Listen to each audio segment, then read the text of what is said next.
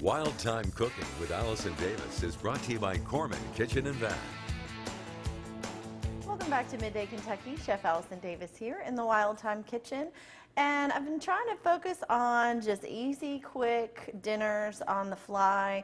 And this one is a freezer-friendly option. So this could kind of fall into that Sunday meal prep where you could make these up ahead of time, throw them in the freezer, pull them out, put them in the oven or put them in the microwave, and you're good to go. So this is honestly like muffin-sized meatloafs or mini meatloafs, and we're just going to whip up our meatloaf mixture at this point and then finish them off in the oven. So I'm going to go with some green onions, a little bit of green onion, and some yellow bell peppers.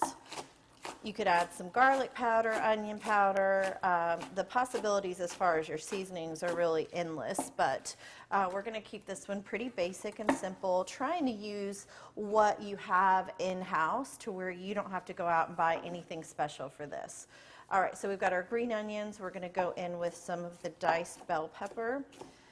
Again, if you don't have a yellow bell pepper, a green or red will work just the same, okay? It's really more for crunch and just a little bit more flavor, sweetness into our meatloaf mixture. All right, so we're just gonna kind of dice this up, and this is going in. I don't saute my vegetables, I just throw them in raw. If you wanted to sneak in another vegetable here, grated carrot is also a great way to sneak in a little bit of extra vitamins into those meatloafs. All right, so we're taking some ground chuck in here with our meatloaf mixture, and we're going to season this a little bit with some Italian seasoning. Lots of Italian seasoning. That's just your fresh dried herbs, salt and pepper. And then we're going to go in to bind this with some eggs. So I'm just going to add 2 whole eggs into this mixture. And then some breadcrumbs.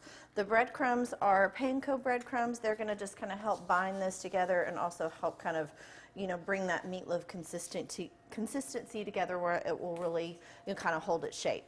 All right. Typically with your meatloafs, you're going to add a little bit of sauce on top, which we're going to do. Again, we're not going to make this from scratch. I'm most likely certain most people have some form of a barbecue sauce in their fridge or in their pantry. I'm going to add a touch into the actual meatloaf mixture, and then the rest we're going to put on top. Okay, at this point, we're just going to get in there and really just kind of mix all of this together so that it is well seasoned and all of those herbs and spices are mixed in. If with the eggs it's too wet, you can always add in a little bit more breadcrumbs to kind of help that come together. But just keep in mind, like with the ground beef, it will come together. The proteins just from the beef themselves will really kind of congeal and come together as it cooks, especially where we have them going in these little muffin tins. All right, so our mixture is coming together nicely. We're just going to take that, and you're just going to take those right in to our little meatloaf, our mini muffin pans.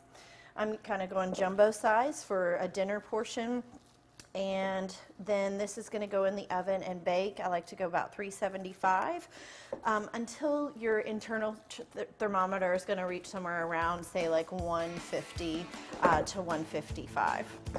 All right, we're going to put this in the oven, and we're going to show you guys how this wraps up.